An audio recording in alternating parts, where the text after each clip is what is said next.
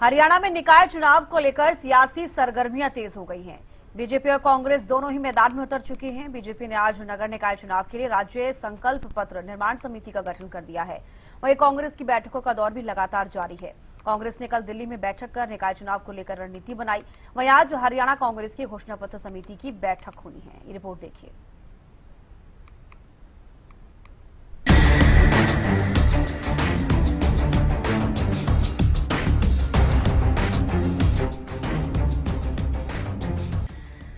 हरियाणा में निकाय चुनाव को लेकर राजनीतिक हलचल तेज हो गई है। नगर निकाय चुनाव को लेकर बीजेपी की बड़ी तैयारी देखने को मिल रही है। बीजेपी ने राज्य संकल्प पत्र निर्माण समिति का गठन किया है। समिति में कैबिनेट मंत्री विपुल गोयल का नाम शामिल है। महामंत्री सुरेंद्र पुनिया का नाम भी शामिल है, जिससे साफ है कि बीजेपी पार्टी अब वादों और विजन के साथ मैदान में उतर चुकी है। मैदान में पकड़ मजबूत करने के लिए बीजेपी भी लगातार बैठकों का दौर चला रही है। अंबाला शहर नगर निगम चुनाव को लेकर बीजेपी ने बैठकों का दौर शुरू कर दिया है और बड़े नेता मैदान में उतर गए हैं। चुनावों को लेकर रणनीति तैयार करने के लिए अंबाला नगर निगम चुनाव प्रभारी रणबीर गंगवा ने बीजेपी कार्यकर्ताओं और पदाधिकारियों के साथ एक महत्वपूर्ण संगठनात्मक बैठक की। इस बैठक का मुख्य उद्देश्य आगामी चुनाव के लिए जमीनी स्तर पर कार्यकर्ताओं को एकजुट करना और जीत का मंत्र देना था।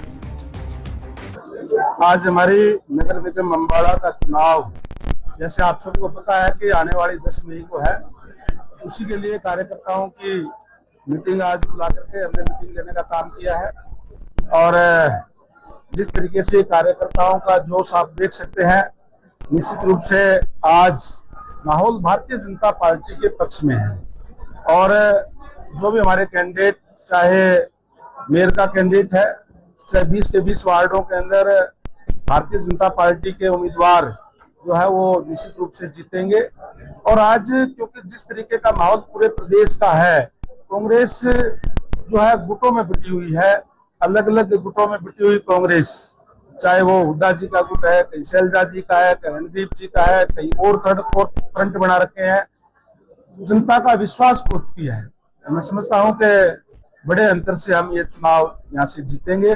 और अभी हमने जो हमारे जो लड़ने के इच्छुक जो हमारे कार्यकर्ता है, उनके हमने फार्म दिए हैं। और अगले 2 दिन भी हम वार्ड वाइज भी हम अपनी मीटिंगें करके कार्यकर्ताओं से चर्चा करने का काम करेंगे।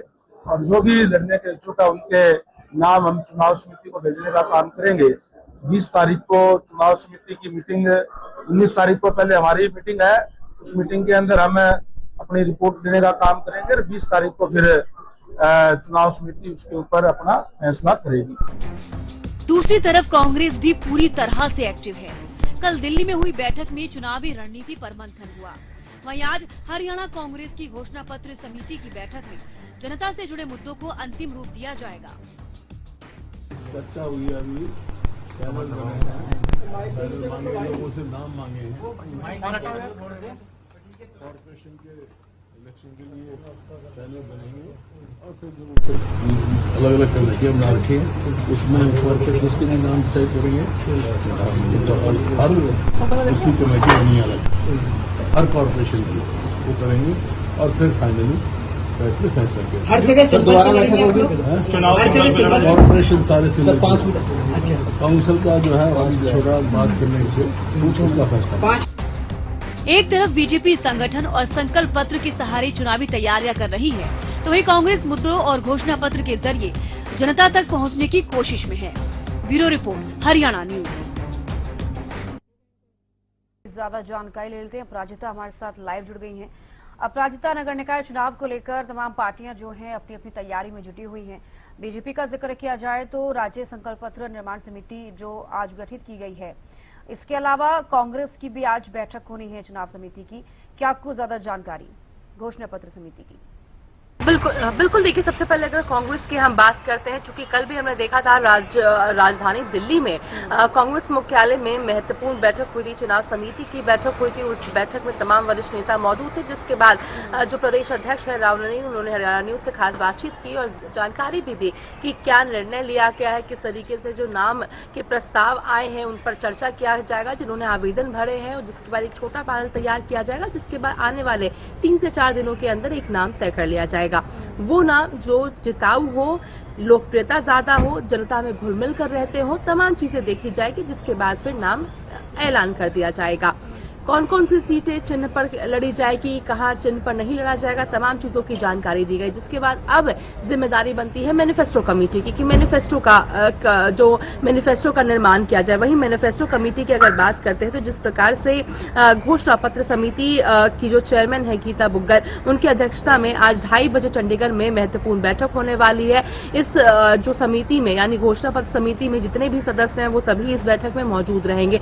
और क्या कुछ घोषणा होगी, क्या कांग्रेस की ओर से जनता के लिए रहने वाला है, उन सभी चीजों का जिक्र उस घोषणा पत्र में रहेगा, जिसको लेकर तैयारियां कांग्रेस के द्वारा जोरों शोरों से की जा रही है। वहीं अब दूसरी ओर भारतीय जनता पार्टी पर आते हैं। भारतीय जनता पार्टी के द्वारा दावा किया जा रहा है कि सातों की जो सातों सीटें हैं वो बीजेपी के झोली में जाने वाली है, यानी ट्रिपल इंजन की सरकार। इसके साथ साथ कांग्रेस का इसको लेकर कहना है कि बीजेपी केवल वादे कर सकती है, केवल दावे कर सकती है, मगर जमीनी स्तर पर सच्चाई अलग है, क्योंकि कामकाज नहीं कर रही है बीजेपी और जनता इन बातों से अवगत है, ये कांग्रेस का कहना है। बहरहाल भारतीय जनता पार्टी का दावा है कि अभी से तैयारी कांग्रेस ने शुरू की, हमारी तैयारी बहुत पहले से शुरू हो चुकी थी, तमाम चीजें तैयार हो चुकी है और जीत बीजेपी की होगी, क्योंकि लगातार भारतीय जनता पार्टी कामकाज कर रही है। इसी दरमियान जिस प्रकार से कमेटी का गठन किया गया है, यानी बीजेपी के जो प्रदेश अध्यक्ष है मोहनलाल कौशिक, उनके द्वारा नगर निकाय चुनाव 2026 हेतु राज्य संकल्प पत्र निर्माण समिति का गठन किया गया है। इस समिति की अगर बात करते हैं तो उसमें मंत्री हैं राज्य में विपुल गोयल, वो मौजूद रहेंगे। उसके अलावा सुरेंद्र पुनिया प्रदेश महामंत्री हैं। इसके अलावा कोमल सैनी मेयर है पानीपत की, वेदपाल एडवोकेट प्रदेश उपाध्यक्ष हैं और सुभाष चंद्र वाइस चेयरमैन स्वच्छ भारत मिशन के हैं। इस पूरी समिति की अगर बात की जाए तो सूत्र बता रहे हैं कि इसका जो पूरा यानी जो चीजें क्या इसमें निर्णय लिया जाएगा संकल्प समिति में, मुख्य इसमें साफ सफाई को लेकर चीजें रहने वाली है कि किस प्रकार से साफ सफाई हो सके, स्वच्छता हो सके। हालांकि हमने देखा था फरीदाबाद में जिस प्रकार से मंत्री विपुल गोयल की अध्यक्षता में जो महारैली का आयोजन भी किया गया था, मुख्यमंत्री नाथ सिंह सैनी भी उसमें मौजूद थे, तो स्वच्छता पर काफी जोर दिया गया था। इस निकाय चुनाव में संकल्प पत्र में संभव है कि भारतीय जनता पार्टी के द्वारा स्वच्छता को लेकर ज्यादा जोर देती हुई नजर आ सकती है। बहरहाल उसका इंतजार किया जाएगा कि क्या निर्णय लिया जाता है, मगर जमीनी स्तर पर बात की जाए तो भारतीय जनता पार्टी और कांग्रेस दोनों के ही द्वारा तैयारियां पुरजोर की जा रही है, कोई कसर नहीं छोड़ा जा रहा है, क्योंकि दोनों उन सातों सीटों पर दावा के लिए पूरी तरीके से तैयार है। एक और कमल का फूल खेलेगा सातों सीटों पर, इसका दावा किया जा रहा है। कांग्रेस का दूसरी ओर यह दावा किया जा रहा है कि जमीनी स्तर बिल्कुल अलग है, यानी कामकाज नहीं किया जा रहा, जिस वजह से अपनी गलतियों को जनता सुधारेगी और कांग्रेस पर इस बार विश्वास जताएगी। ठीक है, प्रारिता लौटेंगे आपके पास। बीजेपी प्रवक्ता रविंद्र सांगवान हमारे साथ जुड़ गए। सर बहुत स्वागत है आपका हरियाणा न्यूज पर। नमस्कार जी। बिल्कुल सर, पूछना चाहूंगी, राज्य संकल्प पत्र निर्माण समिति का भी गठन कर दिया गया है, किस तरीके की तैयारियां बीजेपी की चल रही है नगर निकाय चुनाव को लेकर? चविष्का जी नमस्कार। नमस्कार सर। सभी दर्शकों को प्रणाम।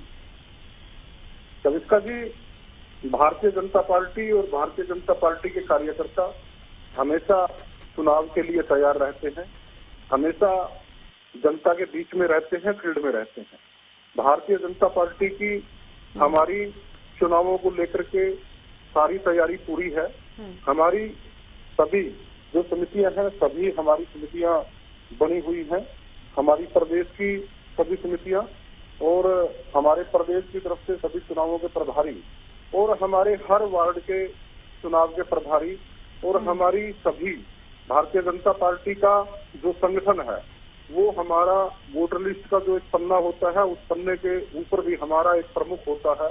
पन्ना प्रमुख तक हमारा जो कार्यकर्ता है वो इस चुनाव के लिए तैयार है। और इस चुनाव के अंदर जैसे हमें हरियाणा की जनता ने हरियाणा प्रदेश के अंदर तीसरी बार हमें सरकार बनाने का मौका दिया, हमारे मुख्यमंत्री जी के ऊपर और भारतीय जनता पार्टी के ऊपर जिस प्रकार से प्रदेश की जनता ने विश्वास किया और केंद्र के अंदर भी भारतीय जनता पार्टी की जो तीसरी बार सरकार बनी है, और हम अपने काम के नाते और अपने संगठन के नाते इस चुनाव के अंदर हरियाणा के अंदर ट्रिपल इंजन की सरकार बनाएंगे। सभी चुनाव हम जीतेंगे। और जिस प्रकार की व्यवस्था पहले स्थानीय निकाय के अंदर और पंचायतों के अंदर भारतीय जनता पार्टी की सरकार आने से पहले हुआ करती थी, भारतीय जनता पार्टी ने स्थानीय निकाय और पंचायतों के अंदर एक व्यवस्था परिवर्तन करने का काम किया है।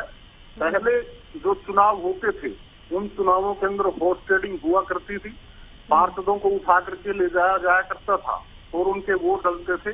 भारतीय जनता पार्टी ने सारे स्थानीय निकाय के अंदर, चाहे हमारी नगर पालिकाएं हैं, चाहे हमारी नगर परिषद है और चाहे हमारे नगर निगम है, सब जगह डिजिटल प्रणाली की है।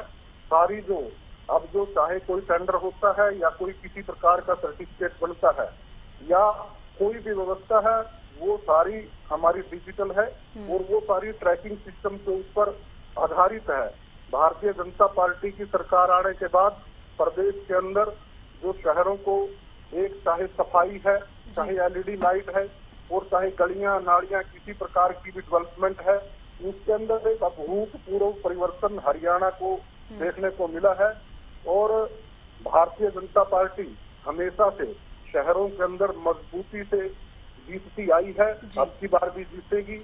विपक्ष के पास कुछ भी नहीं है, विपक्ष के अंदर सिर्फ एक जो कांग्रेस है, कांग्रेस थोड़े हाथ पैर मार रही है, लेकिन उनके अंदर भी जो कांग्रेस के अंदर आज जो फूट है, उस फूट के नाते एक बहुत बड़ा भूचाल कांग्रेस के अंदर खड़ा हुआ है। इसके कारण इन चुनावों को देखते हुए आने वाले स्थानीय निकाय के जो चुनाव होने जा रहे हैं 10 तारीख को, उनको देखते हुए उनके केंद्रीय जो अध्यक्ष हैं, केंद्रीय नेतृत्व को उसके अंदर इंटरफेयर करना पड़ा और उनको अपने 5 विधायकों को सस्पेंड करना पड़ा। वो सिर्फ अपने डैमेज कंट्रोल के ऊपर लगे हुए हैं।